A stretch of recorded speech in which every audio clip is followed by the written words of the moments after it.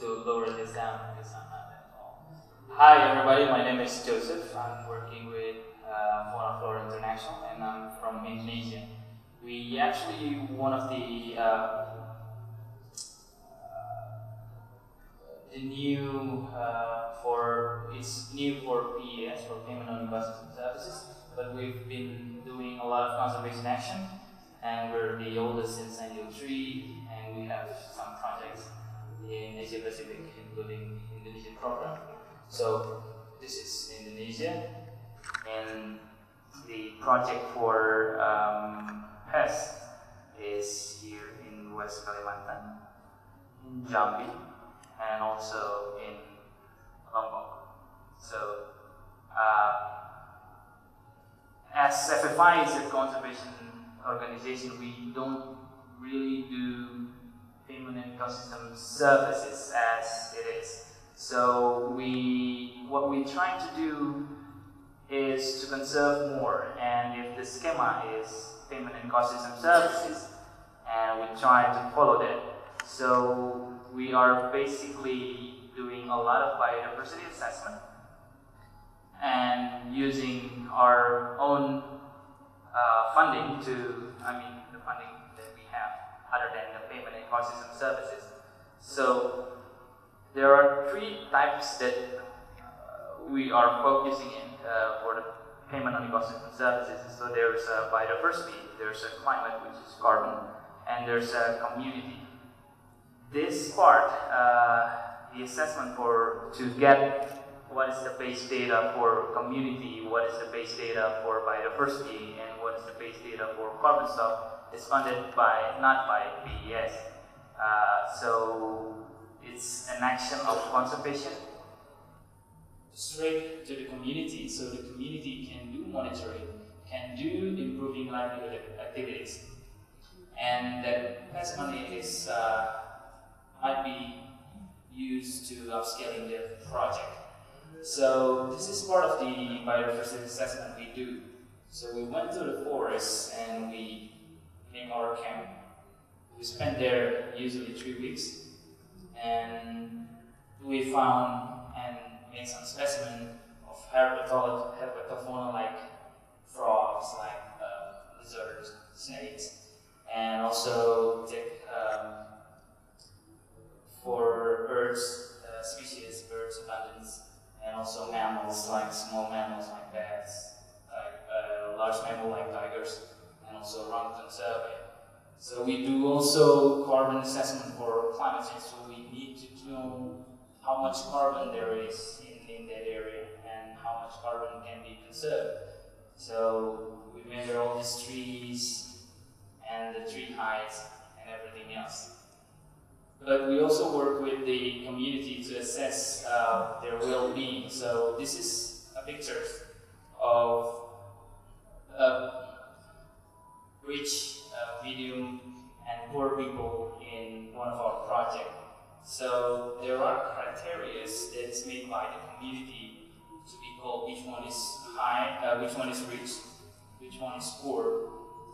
The idea is when we have this PES, we will give some alternative some livelihood improvement activities to them.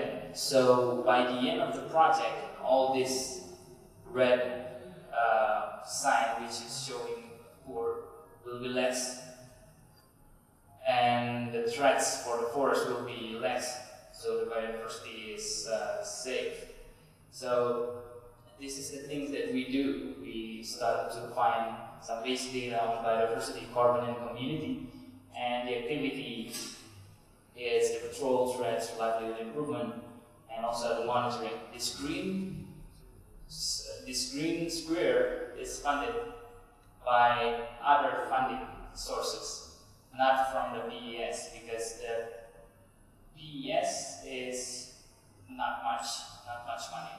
So the PES is supposed to go to the community, and that's what we're trying to do. So this money goes to community, and they do the patrol, the threats, livelihood improvement, and the and they do the monitoring and carbon and the well-being assessment. This is our second year of the project, so we have 3 project sites. In each that project site, the PES, the payment on ecosystem services that we have is very small. It's only $10,000 per annum, and the second payment will be made this May 2015. The net carbon benefit is ranging from 1,800 tons CO2 per annum up to 7,000. So no matter how much your ton carbon is, what we have is 10,000 per annum. So, but this is funding based. We haven't go to the international market yet. However, what good from this is the community is now able to generate income. So they use this PES money to start up a project that can able to generate income. For example, this PES money in some of our project is used for coffee. So they produce coffee and they produce other non-timber forest product like essential oil from the tree fruits, and they sell the essential oil and they also sell the coffee, and all this generating income, this goes to the community. So it's not dependent on how much money that you generate. It depends how do you use the generated money in our project. So if you see this, the number of households and the net carbon benefit is only 87 households out of 290 households, and the area size is from 100 hectares to 4,000 hectares. So our area is not that big, and the PES funding is not that big as well. But what's important is this PES funding can give us conservationist security, because they do the control for forests, they do the monitoring for water, they actually do and create a social enterprise that can generate more income for the community only by this little money. So we don't aim for big money, but now we have some potential buyer.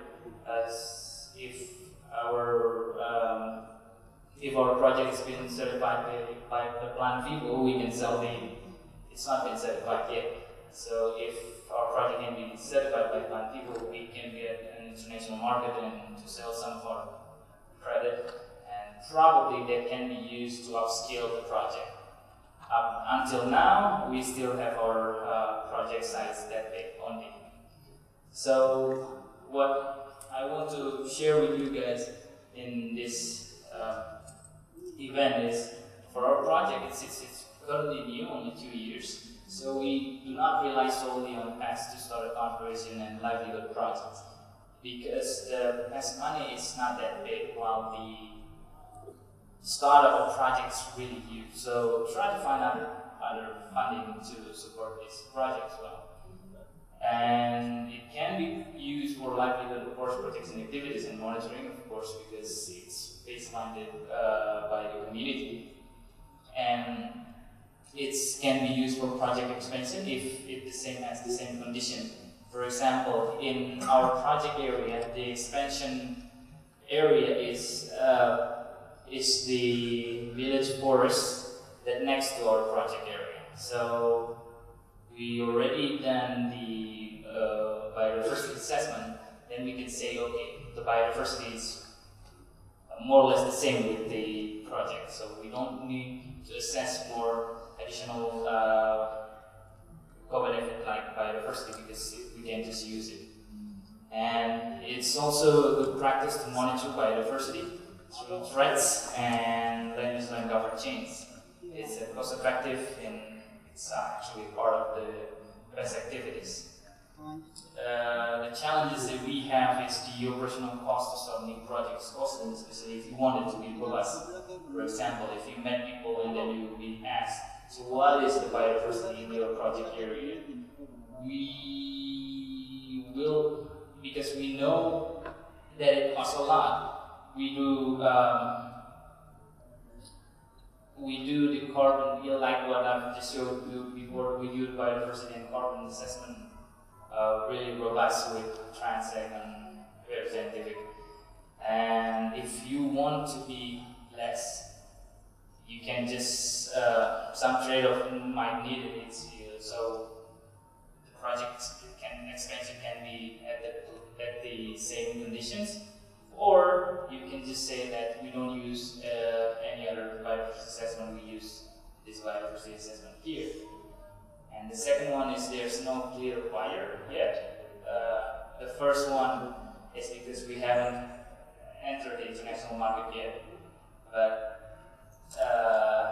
it's good not to expect too much from this pest, because what's important is not how much money you generate, it's how you use that money to protect the forest, to improve your livelihood.